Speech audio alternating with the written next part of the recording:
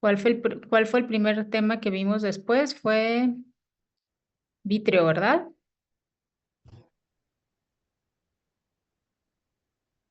Hablen, pidan, porque si no, no voy a saber de qué hacerles repaso.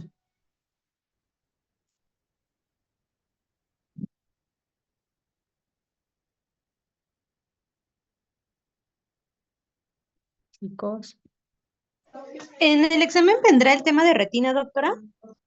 todos los temas que están en el temario. ¿Por qué no? ¿Por qué piensan que no vendrían?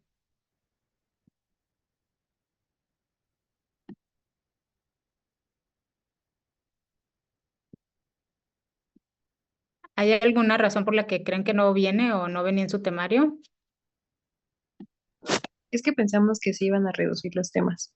No, ¿se acuerdan? ¿Se acuerdan que se los dije? Qué bueno que se conectaron ahorita. Bueno, conmigo todos los temas se dieron, ¿no?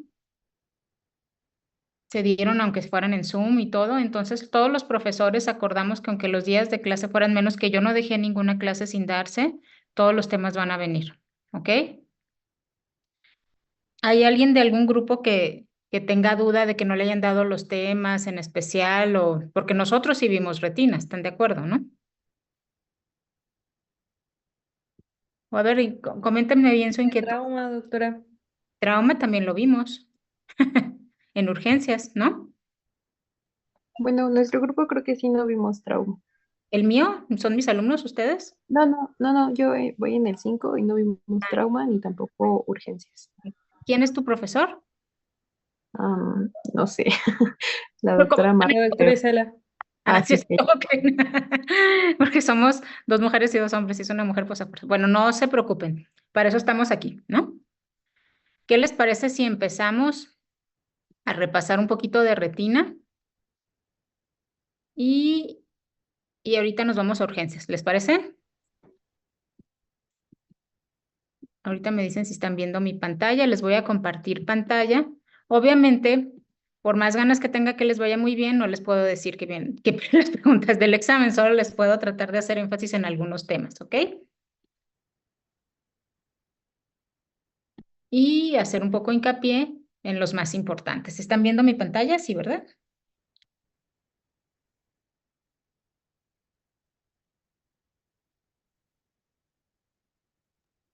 Sí, sí se ve, doctora. Ok, va, bueno. Entonces aquí pues no me voy a ir les voy a decir, no les puedo decir exactamente qué viene. No tendría chiste, yo sé que muchos se conectaron por eso ahorita, pero no, no les voy a decir qué viene en el examen, pero sí les puedo decir en qué nos estamos enfocando más y qué no viene. No les pienso preguntar capas así de retina, no, ya se acuerdan que les decía, eso no. Entonces, en mi clase abundo mucho en los fotorreceptores y las capas de la retina. En la clase que les di la inicial a mi grupo, no, va a ser retina clínica, porque aquí lo que me interesa es que ustedes aprendan para la vida, ¿no? Entonces, lo más importante aquí es que sepan qué enfermedades pueden darme patologías en retina y cuándo vamos a ver una urgencia. Entonces me voy a ir directo a, a los síntomas de un desprendimiento de retina porque podrían preguntarles qué síntomas están dando o podrían venir un caso clínico o podría venir algo que sugiera qué síntomas me va a dar la retina. Entonces siempre sepan que las miodesopsias y las fotopsias, miodesopsias, mosquitas volando o lucecitas que son fotopsias, van a ser datos que me tienen que hacer sospechar de un desprendimiento de retina y que el desprendimiento de retina va a ser un despegamiento o una falta de continuidad. ¿Algún editor que me ayude a ver? ¿Perdón? ¿No te escuché? Dime.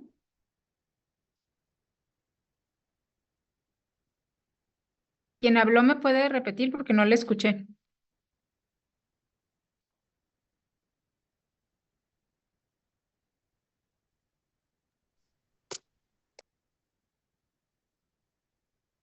¿Qué me comentaban? Chicos, ¿están ahí? Solo se les prendió el micrófono. ¿Perdón?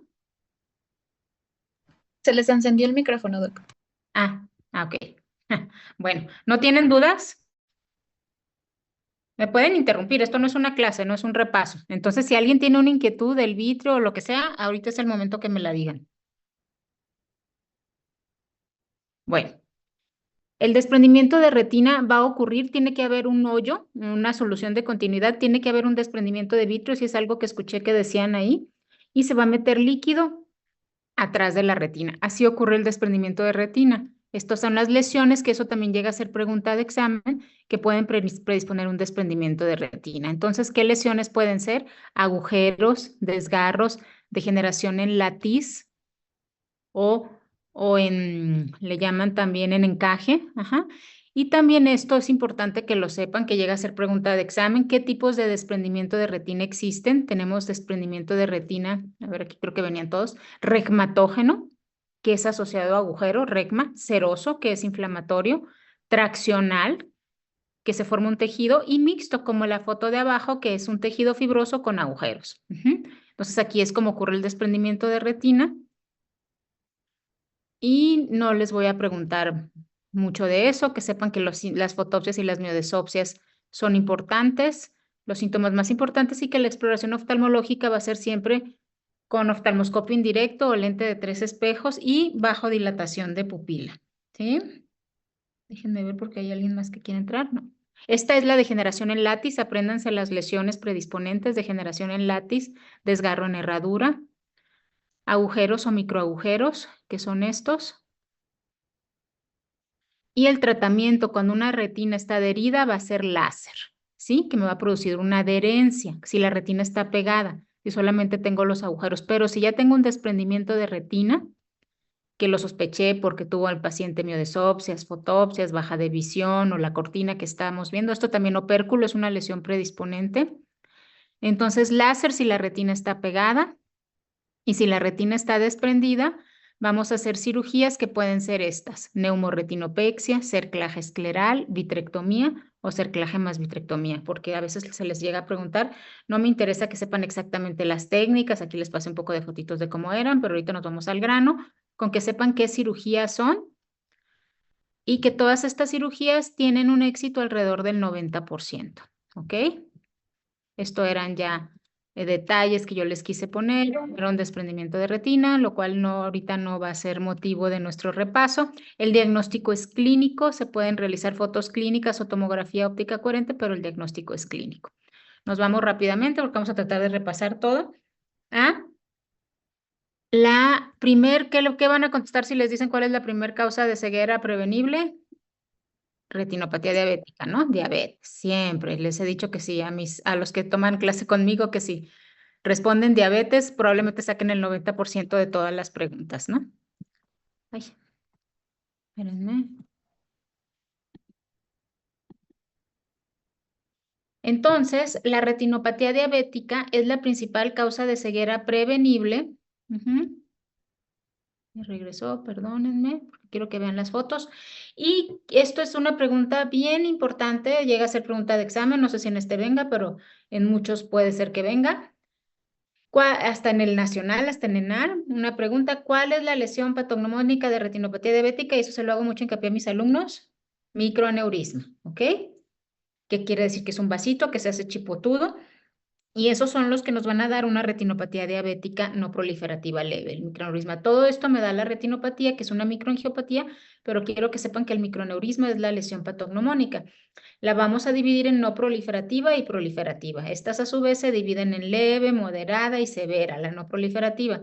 La proliferativa temprana, de alto riesgo, con hemorragia o con desprendimiento de retina. Y todas ellas con o sin edema macular. Yo sé que suena un poco confuso. Dudo que les preguntara algo tan específico, pero lo que sí podría preguntarles es: ¿qué me va a hacer de diferente una no proliferativa de una proliferativa? ¿Alguien sabe cuál es? La neovascularización. Exacto, muy bien, perfecto. La presencia de neovasos nos va a brincar. Entonces, ustedes con que sepan no proliferativa leve, microaneurisma moderada, exudados, severa, AMIR, no sé, eso es ya muy específico, pero lo que sí les podrían preguntar de salto es cómo cambia de no proliferativa a proliferativa, y es con la presencia de neovasos. Y todas ellas pueden tener o no edema macular. ¿Estamos? El diagnóstico se hace clínico, puedo tener exámenes complementarios que luego les gusta preguntar: angiografía, tomografía óptica coherente, pero el diagnóstico siempre va a ser clínico. Aquí está una foto de la angiografía.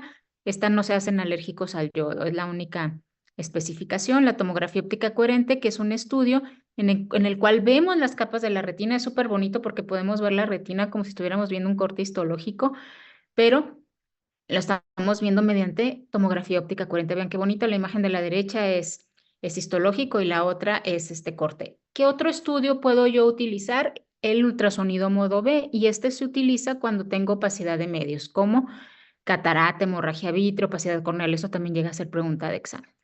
Entonces, la leve, microaneurismas, moderada, exudados, microhemorragia severa, AMIR, que son anormalidades vasculares intrarretinianas, e isquemia. Con que sepan cómo brincamos, que es con la presencia de neovasos, que es esto que estoy viendo aquí en la angiografía. No me voy a meter mucho a detalles clínicos por fines de tiempo, pero con edema macular o sin edema macular, cualquiera de ellas, y las de alto... esto también llega a ser pregunta de examen. ¿Cómo divido? La proliferativa se divide en temprana o de alto riesgo. Temprana es presencia de neovasos. De alto riesgo es cuando los neovasos están en el nervio o en la papila, cuando tengo hemorragia vítrea o rubiosis, o sea, neovasos en lugares de riesgo de hemorragia vítrea o glaucoma neovascular. El tratamiento, que esto también se llega a preguntar en examen, es antiangiogénicos que van a inhibir el factor de crecimiento endotelial, el VEGF. Estos son los nombres: ranibizumab, bevacizumab, aflibercept, para que lo sepan, pero lo que quiero que sepan bien es que la retinopatía puede tratarse con antiangiogénicos, con fotocoagulación láser, que sigue siendo el estándar de oro, que este se va a dar cuando tengamos neovasos, o implante de dexametasona, que es un esteroide. Entonces, si ustedes les ponen en examen antiangiogénico y les ponen los nombres esteroide, vitrectomía, todos ellos son tratamientos de la retinopatía diabética, ¿ok? Vitrectomía, aquí les mostraba cómo era una cirugía. Vamos a otro tema importante de retina, que son las oclusiones vasculares. Pueden ser arteriales o venosas. La arterial es muy aguda, ahorita se les voy a enseñar. Las venosas puede ser de la vena central, de la hemivena o de la rama, pero lo importante es que sepan cómo se dividen. Se van a dividir en isquémicas y no isquémicas. Hagan de cuenta que, haciendo una analogía, les comenté a mis alumnos que es parecido como la retinopatía diabética no proliferativa. Hagan de cuenta que es la oclusión no isquémica. Y parecido a la retinopatía diabética proliferativa es la isquémica. Entonces, ¿qué va a haber la diferencia? El contexto aquí: neovasos, ¿sí? ¿Me siguen? Es como lo mismo, pero esto es un proceso oclusivo, ¿ok? Y aquí lo dividen en de rama, de vena, dependiendo la extensión, y también pueden ser con o sin edema macular. Aquí los factores de riesgo sí puede ser la diabetes, pero no es el principal, es más la hipertensión o estados de hipercoagulabilidad. Y también pues tengo rubiosis, neovasos o neovasos en el ángulo. El mismo abordaje, los mismos estudios diagnósticos e incluso los mismos tratamientos. Entonces, hagan su analogía para que les sea muy fácil. Una oclusión de vena central no isquémica, tengo hemorragias, pero no tengo neovasos o rubiosis, esta tiene una evolución benigna. Una isquémica, tengo neovasos, tengo cierre capilar, tengo rubiosis, tal como la proliferativa, y esta es muy agresiva. Aquí están los estudios, que ahorita no se trata de eso, y ambas pueden tener o no edema macular. Entonces, siendo que vamos a tratar los neovasos y el edema, pues el tratamiento va a ser exactamente el mismo. Ahí está el edema macular. Y el tratamiento, les quiero enseñar, va a ser que lo mismo que vimos: fotocoagulación de láser. Aquí sería en sector. Si, por ejemplo, está tapada solo la rama temporal, solo el láser es en el sector ocluido. Pueden ser hipotensores si hacen hipertensión, pero es antiangiogénico intravítrea, igual que la otra, que inhibe el factor de crecimiento endotelial, implante de esteroide, y si hay hemorragia vítrea, vitrectomía. Entonces, creo que explicando estas dos patologías juntas, no tenemos que abundar en cada una y ser repetitivos. ¿Qué riesgos tienen las inyecciones intravítreas? Mínimo, menos del 0.01%, pero son una endoftalmitis, que es una complicación devastadora, o una elevación de la presión. Entonces, como ven, es muy parecido, es exactamente lo mismo, por eso usé hasta las mismas diapositivas. Ojo, esto también viene en la clase de urgencias: la oclusión de la arteria central de retina. Esto sí constituye una urgencia, y esto sí es hasta anecdótico, del paciente que se queda ciego de forma súbita porque se le forma un coágulo, casi siempre viene de una de las arterias carótidas, y se tapa la arteria central de la retina. Esto es un émbolo. Se puede presentar en pacientes con fibrilación auricular, una endocarditis bacteriana. Es una pérdida aguda de la visión. Y ojo, las características clínicas son bien importantes. Si se fijan, pareciera que lo anormal es la mácula roja, pero no. Eso es lo único que tiene perfusión, la mácula. Todo lo demás está ocluido. Entonces es patognomónica la mancha rojo cereza. para que lo tengan así muy claro, porque a veces les gusta preguntar esto, que es porque eso está irrigado por la arteria, una arteria que viene de la coroides, por eso es que es la que persiste con irrigación. Esta es una oclusión de la arteria temporal superior que tenía persistencia de arteria ciliorretiniana. Esta es un paciente mío que tenía COVID, por eso tiene mi nombre para que no me lo fusilen, porque son casos muy raros. Esta es una arteria nasal, entonces vean cómo se pueden ocluir también por partes y vean cómo pues, se ve tapado totalmente. Y estos son casos muy agudos que incluso ahora que fui a un congreso estaban viendo de hacer una angioplastía de la arteria central, etcétera, pero tendría que ser las primeras 12 horas y normalmente los llegan los pacientes después, se les hace masaje con lente de 3 espejos, porque al poner el lente podemos estimular que el coágulo se mueva y trombolíticos. Rapidísimo, la clase de retina, en lo que busco la de urgencias, vayan preguntándome, no sé si todos los demás tuvieron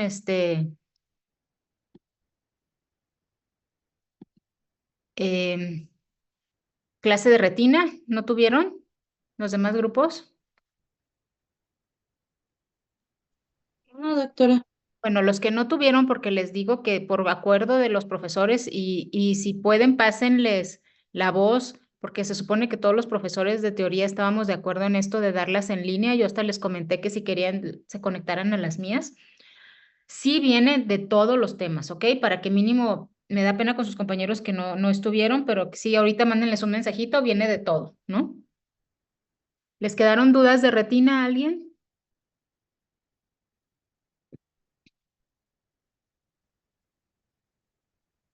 ¿No? ¿Les quedó clarísimo? ¿Saben la división de la retinopatía diabética, de las oclusiones de rama, venosas?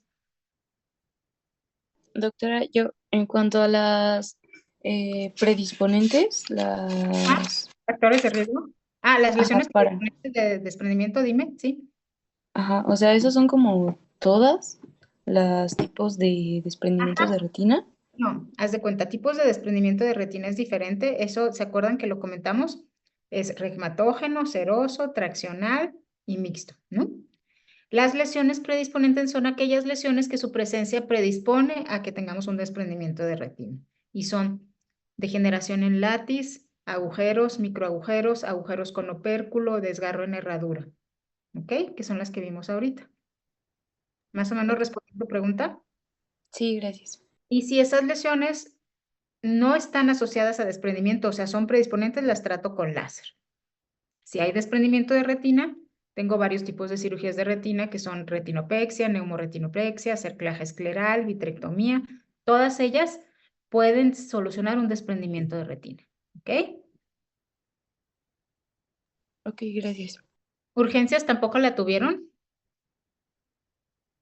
Los de los Hola, otros. sí, doctora. ¿Todos sí la tuvieron? No. Ay, no, Dios mío.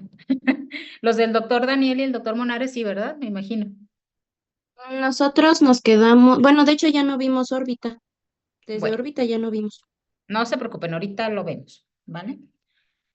Ahora nos vamos a desvelar aquí, pero no importa. Que vayan más o menos mañana bien. Urgencias, esto es bien importante, no solo para el examen, que yo sé que es nuestro motivo ahorita, sino para la vida. Es importante que sepan que en el abordaje inicial, me voy a ir muy rápido para que alcancemos a repasar órbita, es, eh, primero tienen que siempre tener ATLS, ¿no? Siempre si les llega, hasta les ponen un caso clínico, ver que la vía aérea esté permeable, ver todo, y al final vamos a ver el ojo, ¿no? Entonces, hay una clasificación del trauma ocular que nos dice qué tan grave es. Aquí está la clasificación de Birmingham, el BED, que es el trauma Perdón, mecánico. creo que no ¿Perdón? estamos viendo su pantalla. ¿No? No. Caray. ¿Por qué? Déjenme ver. No perdieron nada de lo que puse. Ahorita me pongo bien porque mm,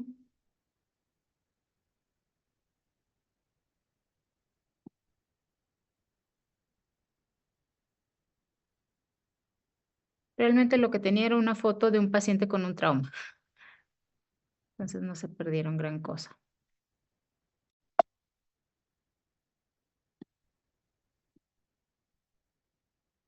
¿Ya la ven? Todavía no, doctora. A ver.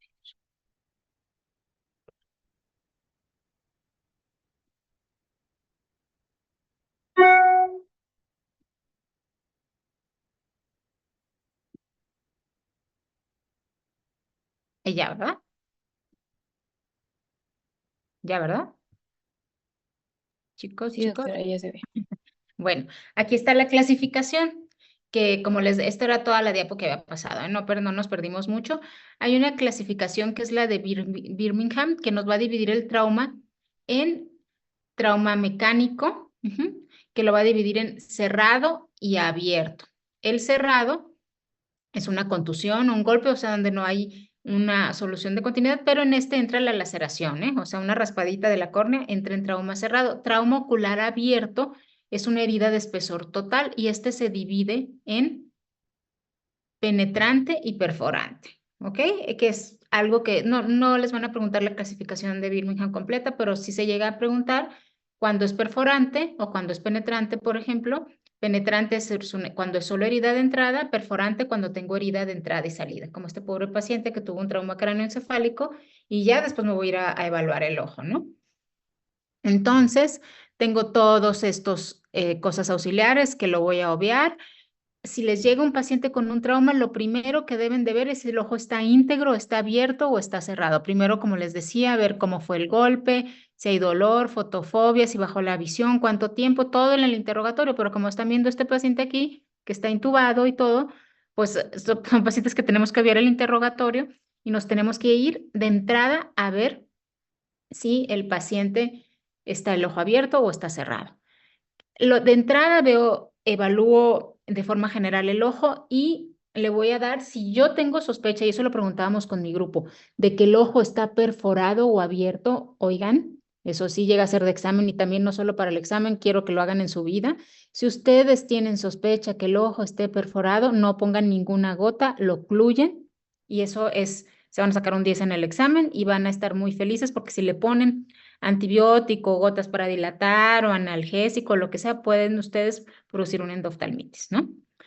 Entonces, si yo tengo sospecha de un trauma abierto, como en el paciente de acá, que haya una solución de continuidad y están en su servicio social o lejos, van a ponerle antibiótico intravenoso. Y esto sí llega a ser pregunta de examen.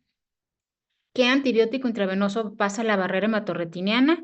Mis alumnos sí deben saberlo, que son las quinolonas. Entonces, es el único antibiótico que va a pasar la barrera. Siempre le van a dar un antibiótico, ya sea vía oral, si el paciente está ambulatorio, pero pues si está abierto, a lo mejor lo van a dejar en ayuno y se lo van a pasar intravenoso, ¿no? Analgésicos, etcétera. Entonces, a veces pensamos que el daño depende de la cantidad o la calidad del trauma va a ser el daño y no es así, por eso hay ciertos, esto existe y esto sí llega a ser pregunta de examen, el Ocular Trauma Score o OTS, que es el predictor más preciso y nos da ciertos parámetros que nos van a decir qué pronóstico tiene el paciente final de visión. ¿Y cuál es el dato más importante? Ojo, la agudeza visual inicial. Ustedes en examen o en un caso clínico les ponen el paciente veía percepción de luz y después tuvo un desprendimiento de retina, no sé qué, su pronóstico es bueno o malo, malo, porque tenía una capacidad visual muy baja. En cambio, si les dicen era un paciente que veía 20/20, pero estaba muy rojo y lacerado, no, pues su pronóstico es bueno, ¿me explico? Porque la agudeza visual es el principal factor predictor para determinar la visión final, ¿ok? Y también si el trauma es abierto o es cerrado y si hay defecto pupilar aferente. Esos son los tres factores. Si les preguntaran tres, es agudeza visual inicial, defecto pupilar aferente, que es los reflejos, o la presencia de trauma abierto. Pero si les preguntan cuál es el factor más importante, ¿cuál? Agudeza visual inicial, ¿ok? Entonces, ¿por qué? Porque aquí esto no se los van a preguntar de examen, es solo para que lo sepan que no percepción de luz da muy poquitos puntos y si tengo una visión mayor a 20/40 tengo muchos puntos. Aquí quiero tener un score muy alto, pero fíjense cómo si está roto o perforado, tengo -23, tengo puntos negativos, ¿no? Defecto pupilar aferente -10. ¿Cómo exploro un trauma ocular? Si el ojo no está abierto, como mi foto de la derecha, sí le puedo poner anestésico para ver que es una hemorragia subconjuntival, pero vean la foto de la izquierda que el ojo está perforado, no le pongo gotas, lo cierro y lo mando con quien más confianza le tenga. ¿Cómo lo voy a explorar? Si es una herida penetrante, ¿qué decíamos? Penetrante, herida de entrada. Perforante, herida de entrada y salida. Ya de plano, si veo esto que está saliendo acuoso, se llama signo de Seidel, que la florecina se ve que está saliendo. No toco, no pongo gotas y cierro. Pongo un parche.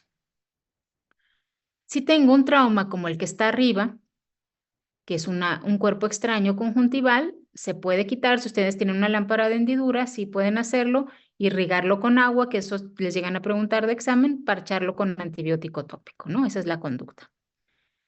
¿Cuáles son los síntomas de un cuerpo extraño externo?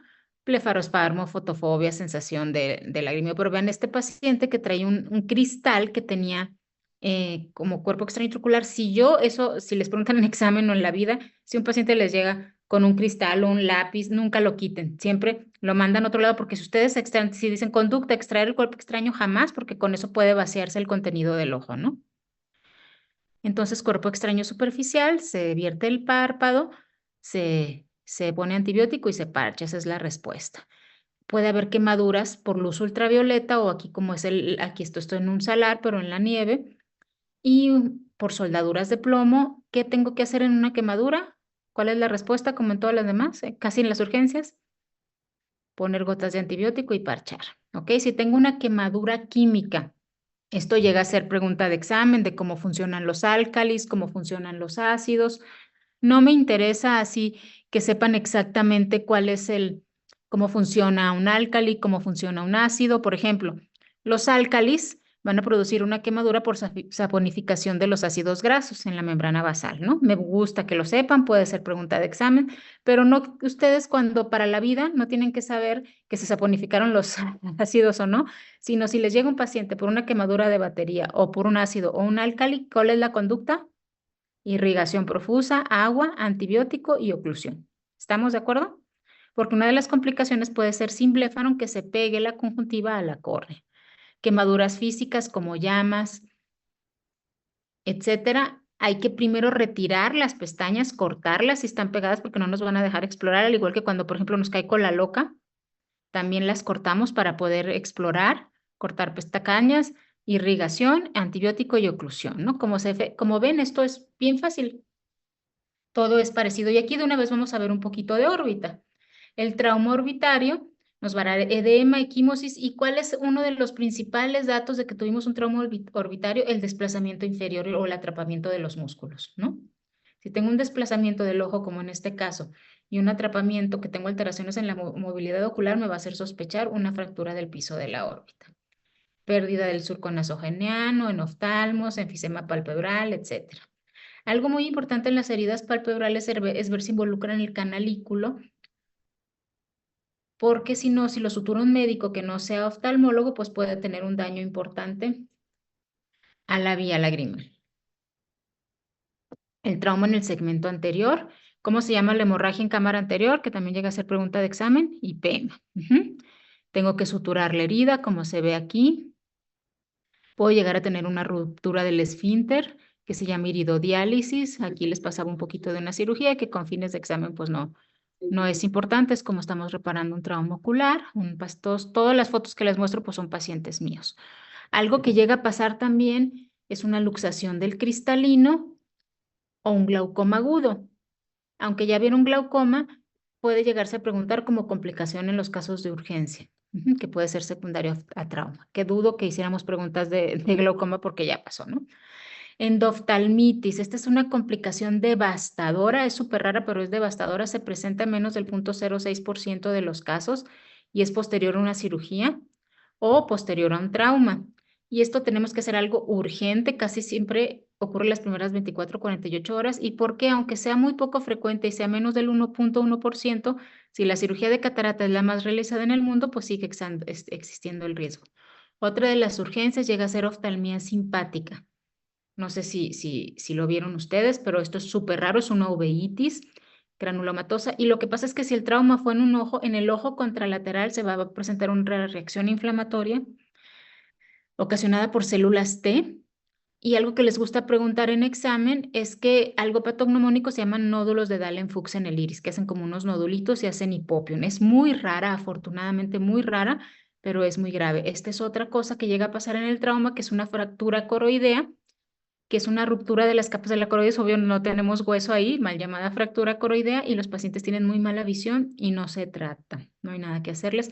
Hemorragia subretiniana, que esto llega a constituir una urgencia cuando está abajo de la mácula, pero no cuando está nasal, como el otro ojito, y desgarros, que como platicábamos ahorita, lesiones predisponentes, que si ya empiezan a tener líquido subretiniano, como ahí es un desprendimiento de retina localizado, se deben de tratar en las primeras 24 horas para evitar complicaciones, ¿no? Como todas estas que les estoy poniendo aquí. Agujero macular, ese no constituye una urgencia, ese se puede tratar las primeras 48, 72 horas o hasta las primeras semanas. Cuerpo extraño intraocular constituye de las urgencias que debe tratarse las primeras 24 horas. Vean aquí como era un cuerpo extraño que parecía, por eso les digo que nunca lo saquen, porque parece que es la puntita que está que nada más es un puntito ahí en esclera y realmente era la puntita de la aguja, ¿no? Que eso se ve por ultrasonido. Lo demás ya era muy clínico. No sé si les quedaron dudas de urgencias para que alcancemos a ver lo de órbita.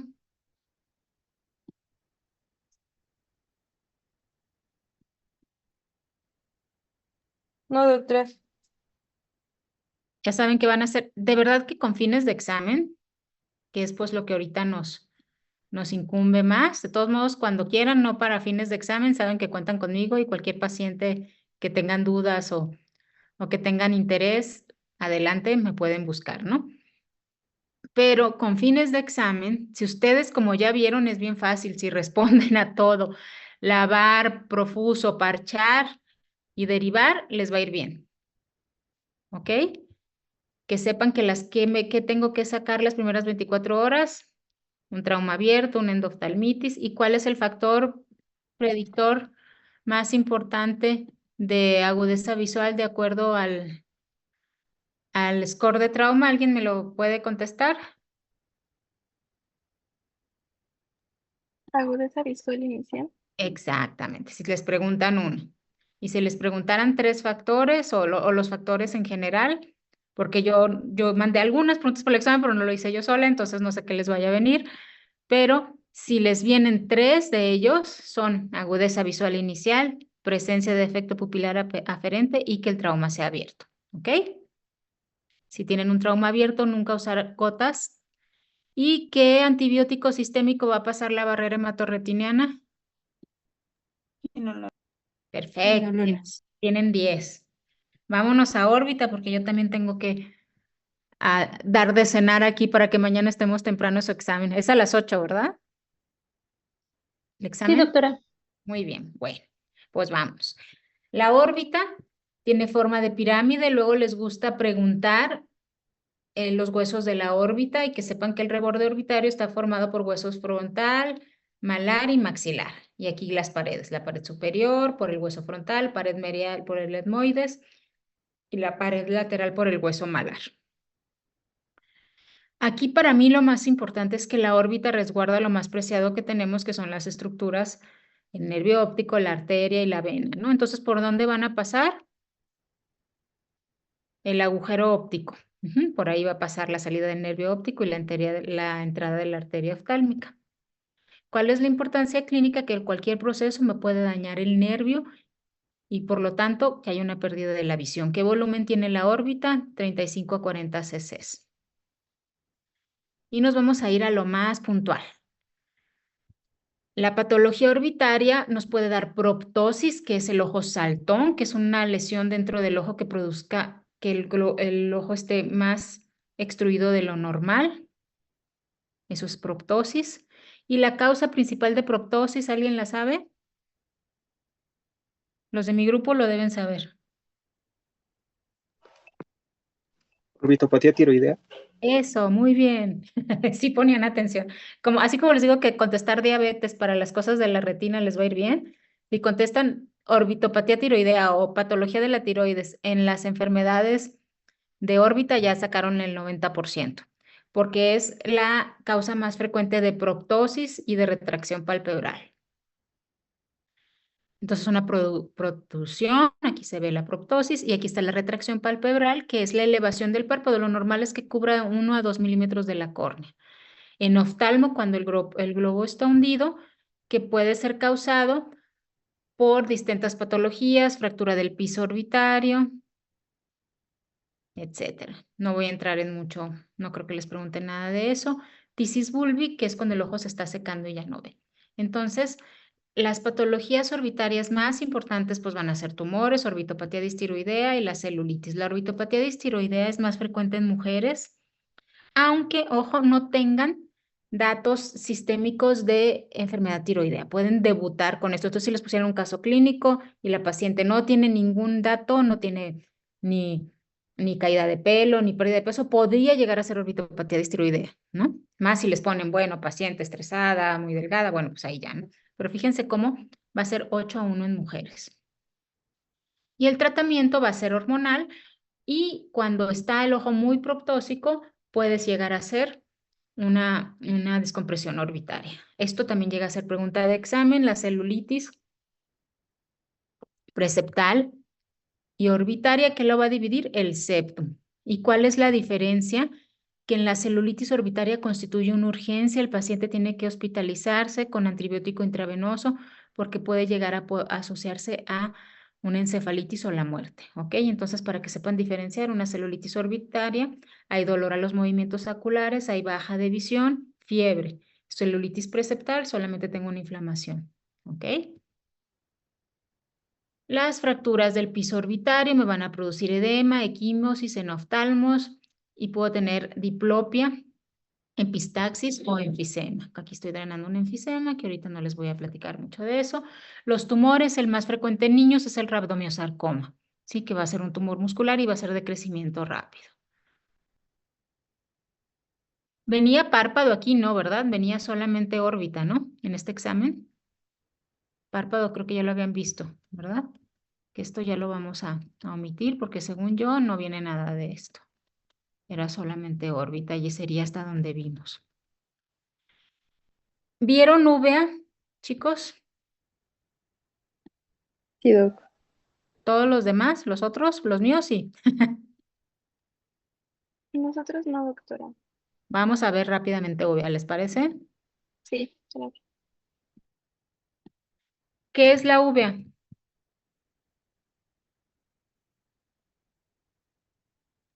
Es el tejido. A ver, ¿quién me iba a decir? Contéstenme. Ay, perdón, ¿es la capa vascular del ojo? Es más o menos, sí, es el tejido pigmentado del ojo. Ujú. Entonces, antes le llamaban a la especialidad uveitis, pero es realmente enfermedad inflamatoria de enfermedades inflamatorias intraoculares porque decían que era el tejido pigmentado, que es el iris, la coroides, pero ya se ha visto que pueden ser tejidos no pigmentados. Entonces, de ahí viene como el nombre de uveitis, pero realmente uveitis son todas las enfermedades inflamatorias intraoculares.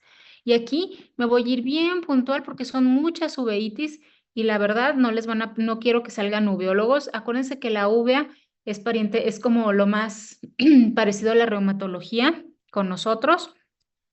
¿Y cuál sería la enfermedad? Si yo les pregunto, ¿cuál es la enfermedad autoinmune asociada más frecuentemente a uveitis? ¿Qué me responderían? Espondiliosis anquilosante. Espondilitis anquilosante es una de las enfermedades más frecuentemente asociadas a uveitis anterior. Muy buena pregunta. Pero sí, de todas, la más frecuente, no solamente de uveitis anterior, sí sería espondilitis anquilosante, pero si yo les preguntara en general de todas y les pongo espondilitis anquilosante, artritis reumatoide, BC, qué sé yo, va a ser artritis reumatoide, ¿ok? Es la más frecuente, o espondilitis anquilosante, fue muy buena tu respuesta, es una de ellas, pero en frecuencia, en número, la más es artritis reumatoide, ¿sale? Entonces vamos a ir a las más frecuentes, que tenemos que ver al paciente de una forma integral, y vamos a dividir las uveitis en anterior, que van a ser las que van a estar del iris hacia adelante, intermedia, que van a abarcar todo lo de la pars plana, y uveitis posterior, de la pars plana hasta atrás, o panuveitis. Esta llega a ser pregunta de examen, ¿no? ¿Cómo se dividen las uveitis? Por su localización. Por su etiología se dividen en infecciosas o no infecciosas. Y por su presentación clínica en granulomatosas o no granulomatosas. La uveitis anterior, que es la que tú comentabas, es bien frecuentemente asociada también a espondilitis anquilosante o HLA-B27 y esta me va a dar dolor, fotofobia, depósitos retroqueráticos que son estos precipitados, sinequias posteriores, que es que el iris se pega al cristalino y hace nódulos en el iris. Esta es una sinequia, vean, sinequias posteriores. Entonces, si les preguntan, ¿todo esto va asociado a una uveitis anterior? Todo va, ¿no? Obvio, si les dijeran algo de atrás, pues es anterior, no, ¿verdad? Si tengo una coroiditis, una retinitis, sería una uveitis posterior o una panuveitis y se asocia a todas estas, ¿no? Entonces, todos estos son datos de uveitis anterior que son del iris hacia adelante. Depósitos retroqueráticos, nódulos de Keppe, nódulos de Busaca, epiescleritis, escleritis, van a ir también aquí. ¿Y cuál es la diferencia entre una epiescleritis y una escleritis? Que la escleritis duele y la epiescleritis no, y que la epiescleritis va a blanquear si yo le pongo gotas de fenilefrina, porque son vasos superficiales. Eso llega a ser pregunta de examen. Y la escleritis no blanquea. Si le pongo gotitas de TP o fenilefrina, no blanquea. Entonces, la epiescleritis blanquea con epinefrina y se trata con AINES y casi no se asocia a enfermedades sistémicas. La escleritis no blanquea, se trata con AINES o se puede tratar hasta con inmunosupresores y su principal asociación, que les decía que íbamos a contestar, con artritis reumatoide. Todas estas son las no infecciosas, que puede ser uveitis anterior. Esto que vemos así, que se ve como los que estamos viejitos íbamos al cine y que veíamos como las partículas o cuando tienen una ventana abierta, esas partículas que se ven son partículas entre la córnea y el iris y eso se llama celularidad en cámara anterior, que es un dato importante de uveitis. Esta ya sería una uveitis, ¿qué? Posterior, porque tengo la papila inflamada, es una papilitis. Enfermedad de Ills es una enfermedad que es una vasculitis, entre en las uveitis no infecciosas, no les voy a abundar mucho, solamente les voy a decir que en las infecciosas, de las más importantes, si les llegan a preguntar para examen cuál es la más frecuente a nivel mundial de las más importantes, es la toxoplasmosis, ¿ok? Si les llegan a preguntar cuál es la enfermedad o uveitis más frecuente en niños, se llama pars planitis, que es una uveitis intermedia en la cual hay vasculitis, copos de nieve y bancos de nieve. Pars planitis es la más frecuente en niños o adolescentes. Es una uveitis intermedia, aquí lo vemos, y se llegan a asociar todas ellas a edema macular quístico. Esta se llama enfermedad de Bock-Koyanagi-Arada o BKH, es una uveitis bilateral no infecciosa, la más frecuente. Es una panuveitis y se puede asociar a cefalea y alopecia. La simpática que ya la vimos, antecedente de trauma. ¿Y cómo se tratan las uveitis? Con esteroides. Aquí como los reumatólogos, todo con esteroides, ya sean tópicos, perioculares o implante de esteroide intravitro como vimos en los casos de retina, que son los Urodex, o sistémicos e incluso inmunosupresores. Las uveitis infecciosas, la más frecuente, les decía, era la toxoplasmosis, pero ahorita está habiendo un repunte de sífilis que nos va a dar un fondo en sal y pimienta. La tuberculosis también hay que tenerla en cuenta. La sífilis es la gran simuladora y tiene pues todas estas lesiones, chancros. Este tiene el pobre su chancro a nivel de paladar, ¿no? Coroiditis por tuberculosis y inmunosuprimidos. La más frecuente es la retinitis por citomegalovirus. Toxoplasmosis, que es la que les puse acá, es la más frecuente uveitis infecciosa a nivel mundial. ¿Sale? Y el tratamiento, esto es una retinitis herpética.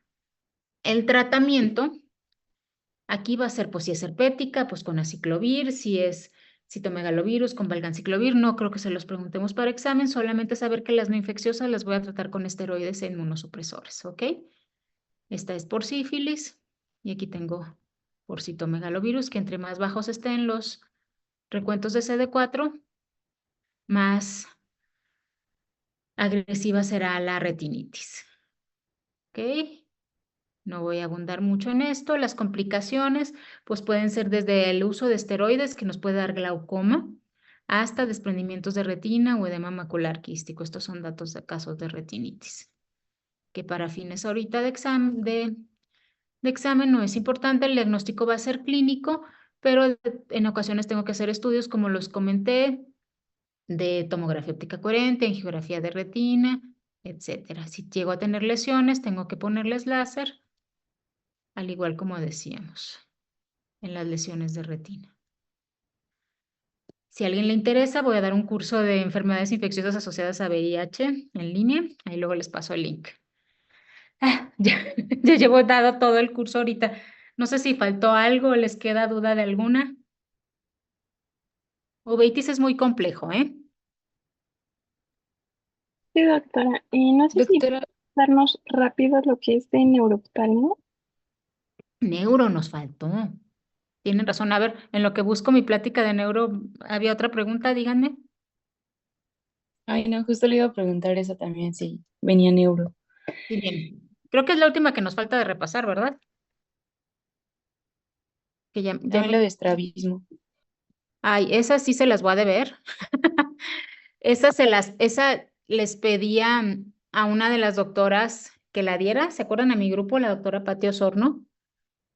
Casi yo nunca doy estrabismo porque me parece muy específico. Si alguna duda en puntual yo les puedo aclarar, pero no tengo. Bueno, aquí en la clase de neuro vienen algunos estrabismos más frecuentes. Y ahorita podemos dar un repasito, pero la clase como en diapositivas como tal no la tengo porque yo no la di. Casi cada año no la doy porque siento que es muy específico y mi subespecialidad es de retina, entonces como que estamos muy del otro lado, pero sí les puedo aclarar dudas y sí vienen preguntas de estrabismo, ¿eh? Va, pues vamos con neuro. Los reflejos pupilares. ¿Cuánta diferencia tengo que tener entre cada pupila para que se considere anisocoria? Hay libros que dicen que entre 2 milímetros, hay libros que dicen de 1. Con fines de examen, yo si pusiera 2 milímetros, está bien, jamás les pondría 2 o 1, ¿no? Porque casi siempre van a ser 2, pero ya es cuando se considera, ya de 1 milímetro ya se puede considerar anisocoria. Mis alumnos que entraron aquí a esta clase les puse unos videos muy bonitos para que me entendieran la vía pupilar. No creo que sea necesario ahorita ilustrar de esa forma, era solamente para que lo entendieran. Por aquí tengo los videos si alguien está muy interesado y no tuvieron la clase, pero lo que con fines de examen y ahorita yéndonos pues a lo específico, ¿qué se puede llegar a preguntar? ¿Quién lleva la vía aferente y cómo es la vía eferente? La vía aferente va a ser sensitiva a la hora del reflejo pupilar y la vía eferente va a ser motora. La miosis me la van a dar las fibras parasimpáticas y las midriasis las simpáticas, ¿ok? Eso puede llegar a ser pregunta de examen. ¿Cuáles son los reflejos que tenemos? El reflejo fotomotor, que es el que ocurre directamente cuando yo pongo el haz de luz a la pupila, y el reflejo consensual es el que voy a ver en el otro ojo, que vamos a tener una contracción. Y el tercer reflejo que se llega, que es también para pregunta de examen, ¿qué reflejos tenemos? Fotomotor, consensual y de acomodación, que es cuando nos acercamos a un objeto. Hay que ser reflejos, que no, les digo que no les voy a poner mis videitos para no cansarnos, pero pues si ponen la luz se debe de contraer el otro ojito y ese sería el reflejo consensual. ¿Qué alteraciones puedo tener? Una midriasis que no responda y eso puede ser porque el paciente tenga gotas o porque sea un paciente que está operado de retina, porque es un paciente que tiene un daño al esfínter, pupilas mióticas, ahorita vamos a ver las causas, anisocoria, diferencia más de 2 milímetros y lo importante es que sean isocóricas. Anisocóricas, diferencia mayor a 2 milímetros en la pupila de cada ojito, ¿no? Que hay pacientes que lo llegan a tener así. Defecto pupilar aferente. ¿Qué es un defecto pupilar aferente? Que no responde. La pupila le pongo la luz y se va a contraer. Performing the pupil swing test on a Marcus Gunn pupil, you will notice an RAPD. Como que nada más se contrae el late, pero no tengo un defecto, no tengo un reflejo fotomotor. La pupila de Argyll-Robertson, a mí no me gusta preguntar nombres propios, les comentaba a mis alumnos. Esta se llega a asociar a esclerosis múltiple o neurosífilis. Y es una pupila miótica que no va a tener respuesta fotomotora ni consensual, va a estar miótica y no va a responder.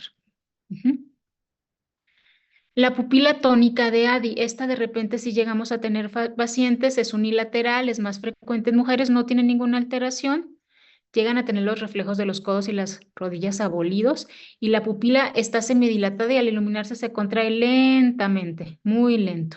Se llama pupila tónica de ADI y no tiene ninguna repercusión. Pupila de Hutchinson. Son pupilas fijas y dilatadas, pero en presencia de visión. Son pupilas grandotas, mayores a 6 milímetros, que, ojo, los pacientes con ojos claros, ojos azules, ojos verdes, llegan a tener las pupilas más grandes. y esta es por compresión del tercer par craneal, lo cual interrumpe la vía eferente pupilar. Y esta puede ser en pinealomas, en pacientes con hipertensión intracraneal, o sea, una pupila dilatada. Esto sí me interesa que le pongan atención a ciertos síndromes que luego les gusta preguntar en examen, por ejemplo, síndrome de Horner. No sé si les ha tocado oír hablar de él, que este se produce en pacientes que tienen, por ejemplo, tumores que van a tener una lesión en la cadena simpática, en el ganglio cervical. A mí me tocó verlo en pacientes con cáncer pulmonar y va a tener ptosis, miosis y anhidrosis, ¿ok? Y llegan a asociarse a episodios transitorios de hiperemia facial. Las parálisis oculomotoras, que esto pues es un poquito de estrabismo, ¿no? Que es lo que más se llega a preguntar. Las parálisis del tercer, cuarto y sexto par. La parálisis del tercer par, vemos aquí que está con tosis. La parálisis del cuarto par, ahorita la vamos a ver porque es muy específica, y la del sexto par voy a tener una endotropia. La del cuarto par es la diplopia vertical más frecuente. La parálisis del tercer par. Si tengo paralizado el tercer par que me inerva todos los músculos, ¿qué músculo va a jalar? Pues el recto externo. Entonces el paciente va a estar en una exotropia, va a tener una exodesviación producida por la parálisis de los músculos del tercer par. Van a tener ptosis porque sabemos que el tercer par nos inerva el elevador de los párpados, pero la visión es normal, la pupila va a estar fija y dilatada. Y con los ojos abiertos, todos estos pacientes tienen diplopia. Y las causas más frecuentes de estas parálisis es que la diabetes, como les decía, si contestan diabetes van a tener la mitad ganada, así es. Eventos cerebrovasculares, hematomas, trauma. La parálisis del cuarto par es un poco compleja. Es un estrabismo vertical. El paciente tiene diplopia vertical y son pacientes difíciles de diagnosticar porque es muy poco notorio, como ven la foto de arriba. Es una diplopia vertical y torsional. Es la causa más frecuente de diplopia vertical. Esto llega a ser pregunta de examen. Y voy a tener una hipertropia, o sea, va a estar elevado el ojo afectado. Y esto les gusta preguntar también en examen. La posición compensadora de la cabeza va al lado contrario del ojo afectado. Esto es, el paciente por compensar se va a hacer del otro lado. Entonces hay un signo que se llama signo de Wilczewski, que aumenta la hipertropia cuando el paciente inclina la cabeza del lado afectado. Esto es, pues él está compensando, yo tengo una paresia del lado derecho, estoy del lado izquierdo y compenso, pero me pones del lado derecho y aumenta mi hipertropia, ¿ok? Esa sí llega a ser pregunta de examen. Parálisis del cuarto par. Parálisis del sexto par. Tienen una endotropia con limitación a la abducción. Posición compensadora de la cabeza. ¿Por qué? Porque están jalando todos los músculos menos el recto externo, ¿no? Y es una diplopia horizontal. Aquí tengo un video de cómo son las parálisis. No, clínicamente ahorita no es importante. Solamente que sepan que los tratamientos, y esto pues también se vio cuando vieron estrabismo, hay que identificar la causa, muchas veces es la diabetes. Hay que ver una valoración neurológica para que no vayamos a tener un hematoma. Complejo B les mandamos. Y en desviaciones pequeñas, por ejemplo, en los niños, ¿cuál es la desviación más frecuente? De todos los estrabismos, cuál es el más frecuente? A ver, chicos, endotropia, exotropia o una hipertropia. Es endotropia, es el estrabismo. Endotropia. Ajá, más frecuente, ¿ok? Y en esos niños llegamos a usar prismas. Otra cosa que llegan a preguntar de examen, aunque yo no di la clase de estrabismo, que les gusta preguntar, es por ejemplo, hay una exotropia foria, ¿se acuerdan? De una exotropia intermitente, que estos pacientes pues no van a tener ambliopía porque están turnando sus ojitos, ¿no? Una vez uno está hacia afuera, el otro no, y estos pacientes no tienen ambliopía ni tienen alteraciones visuales porque se turnan. Aplicación de toxina botulínica en el músculo contralateral al afectado y tratamiento quirúrgico. ¿Qué diferencia hay en papiledema y papilitis? Así que aquí sí quiero que pongan mucha atención porque me interesa que lo tengan clarísimo, no solo para examen, sino para la vida. El papiledema va a ser secundario a una hipertensión intracraneal, es bilateral y es una urgencia, porque puede ser algo arriba, ¿no? Los reflejos pupulares están normales y voy a tener la papila hiperémica, pero esta es bilateral. La papilitis o una inflamación de la papila que puede ser asociadas a uveitis o una neuritis óptica, puede ser uni o bilateral. Tengo un escotoma central, tengo amaurosis, aquí sí hay baja de visión Y esto es relacionado a algo local en el ojo, casi siempre se va a tratar con esteroides o puede ser asociado a una neuritis óptica, que puede ser una neuritis retrovulvar. Ahorita lo voy a abundar más en este cuadrito. Me interesa que se desprendan la diferencia entre papiledema y papilitis, ¿ok? Papilitis puede ser unilateral, el papiledema siempre va a ser bilateral y asociado a hipertensión. ¿Qué más quiero que sepan respecto a la neuritis óptica? Quiero que sepan que la neuritis óptica llega a haber dolor a los movimientos oculares, les duele cuando mueven los ojos, tienen alteraciones en la visión al color y llegan a tener predisposición a enfermedades desmielinizantes, casi siempre son mujeres jóvenes. Entonces, ojo, si les llega un paciente o para examen les preguntan de alguien que llega a tener defecto pupilar aferente, dolor a los movimientos oculares, alteraciones en la visión al color, pues siempre pensar en una neuritis óptica y siempre descartar una desmielinizante. Creo que es todo. Nos echamos todos los parciales. ¿Dudas que yo pueda resolver de estrabismo? No sé si tengan algunas específicas y a lo mejor puedo más o menos buscar en el programa, pero la clase como tal no la tengo.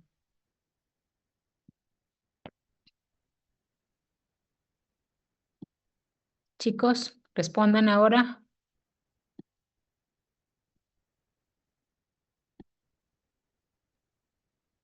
De estrabismo si vienen muchas preguntas, doctora. Pues deben de venir igual que de todo lo que se vio, ¿no?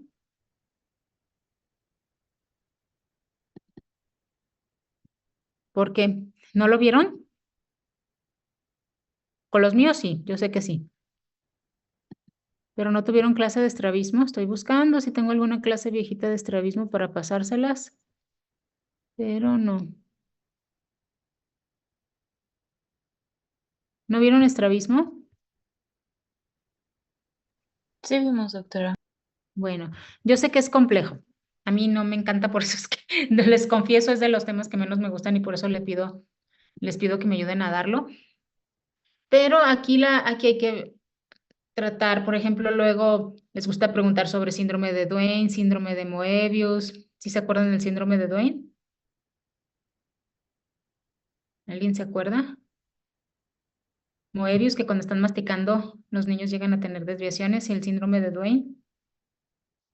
Parálisis bueno, era del sexto par. Pero va a ser cuando el paciente ve hasta a ciertos lados, no en todos los momentos va a tener una parálisis, ¿no? ¿Qué más? Los adultos hacen exotropias y hacen diplopia los niños, como su cerebro, por eso hacen ambliopía, porque su cerebro bloquea la visión de un ojito y por eso se vuelven ambliopes. Los niños rara vez van a tener diplopia. Si les preguntan qué síntoma puede tener el estrabismo en un adulto, pues diplopia, ¿no? Porque nuestro cerebro no está acostumbrado. Endotropia el más común. ¿Qué más? El cuarto par, principal causa de estrabismos verticales. No sé. ¿Algo más específico que tengan? Déjenme ver el temario.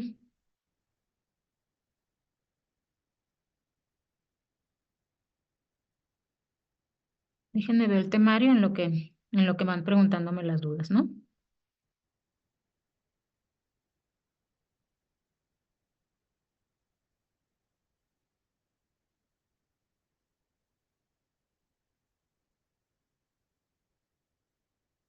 ¿Dudas?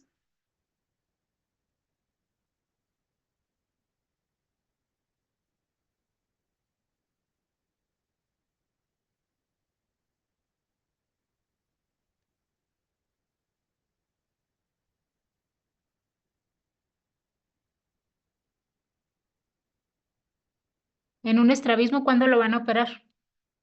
En cuanto se diagnostica, ¿no? En un niño. No se van a esperar porque si no puede producir ambliopía.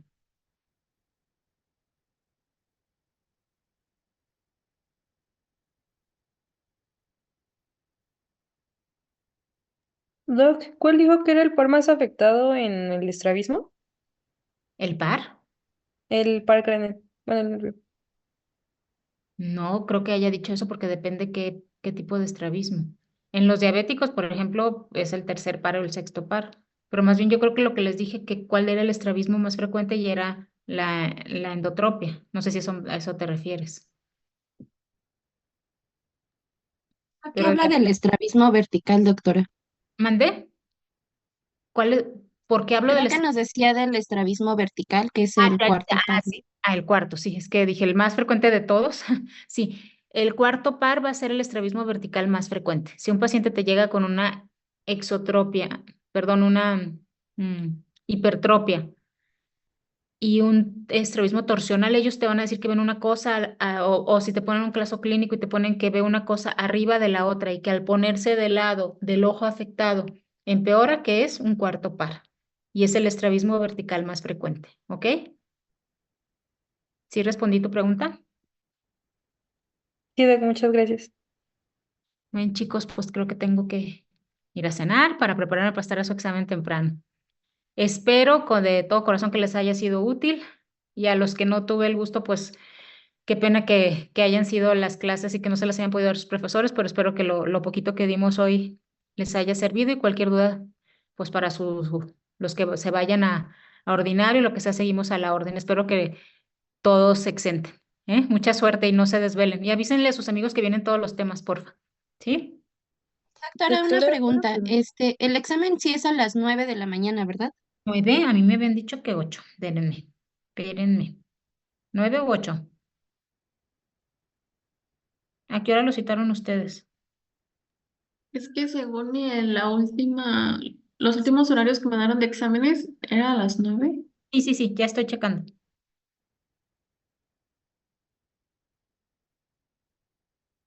Sí, antes de las 9. Sí, sí, 9. ¿Qué más? Gracias, doctora. Bueno, pues suerte, nos vemos mañana. Duerman bien, no se desvelen. Bye. Gracias, doctora. En el chat